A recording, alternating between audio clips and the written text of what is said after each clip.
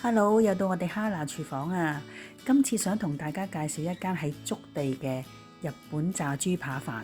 呢一間店呢，好多人排隊㗎喎。咁當然佢哋嘅飯大件夾抵食啦，同埋味道亦都好好㗎喎。我今次呢，就試下還原返呢一個飯，究竟佢哋有咩特別呢？其實同傳統嘅做法有少少唔同，咁又係究竟乜嘢唔同呢？睇到最尾你哋就知道㗎啦。喺開始之前呢，記得同我哋訂閱呢個頻道，同埋撳埋個鐘仔喎。咁我哋以後有新片嘅呢，就會馬上通知到你噶啦。今次嘅材料呢，就有豬扒2件，唔使買太厚噶，一陣我哋炸嗰陣時呢就容易熟啲。另外就係有啲洋葱，呢度有1/4個，將佢切咗絲就得噶啦。跟住有啲葱花，葱白嗰度呢，留返佢。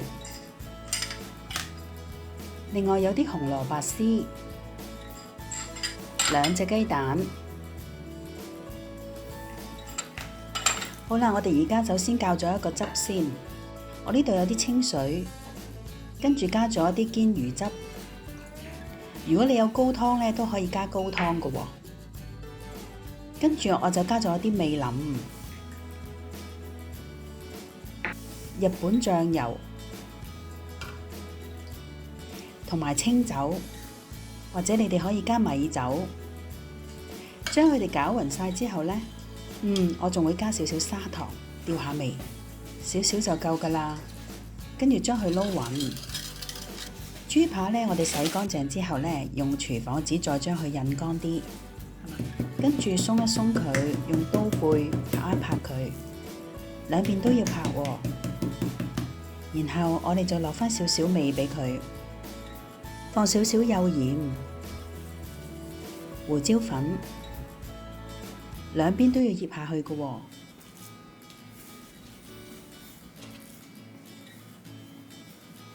跟住我哋就嚟煮一個調味汁，將頭先調好嘅汁料放入去煮，跟住我哋就放入洋葱絲、紅蘿蔔絲，等佢煮滾佢，然後我哋就可以收細啲嘅火，再加入葱白。當佢煮到差唔多軟身嘅時候，我哋就可以拎開佢㗎啦。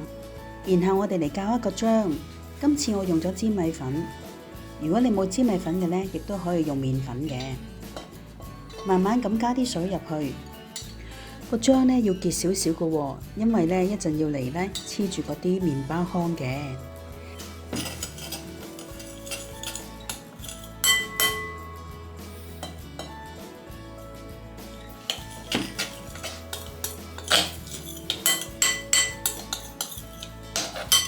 跟住我哋就預備一盤麵包糠，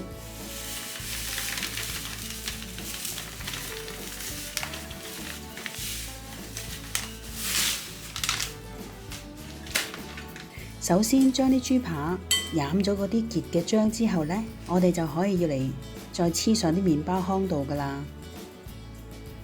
點解我唔用雞蛋呢？因為一陣我哋會有2個雞蛋要落去啲汁。所以我就唔想用咁多個雞蛋啦。如果你哋冇問題嘅，又鍾意雞蛋嘅，都可以用返雞蛋嘅。將啲麵包糠壓上去啲豬扒度，黐實佢，用手少少壓上去就得㗎啦。等佢盡量黐多啲麵包糠，跟住我哋就可以擺佢一陣啦。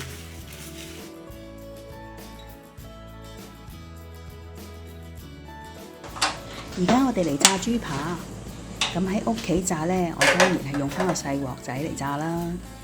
咁我哋就唔使用咁多油啦，大約倒2cm 嘅油落去，等啲油開始滾嘅時候呢，我哋就可以放入豬扒落去炸㗎啦。放咗落去之後呢，我哋就可以開返細少少嘅火。如果唔係，你啲麵包糠就好容易燶㗎啦。見到個麵包側邊嗰度開始有啲窿邊嘅時候，我哋就可以反一反佢㗎啦。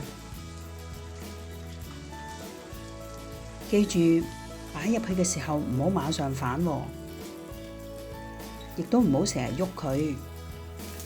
炸完發豬扒之後呢，我哋就可以預備一啲飯，將豬扒放上去啦。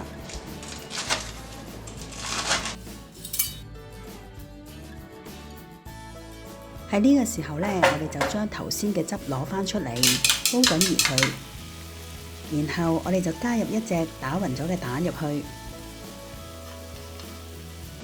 我會將佢冚一冚蓋，等佢煮一陣。哇！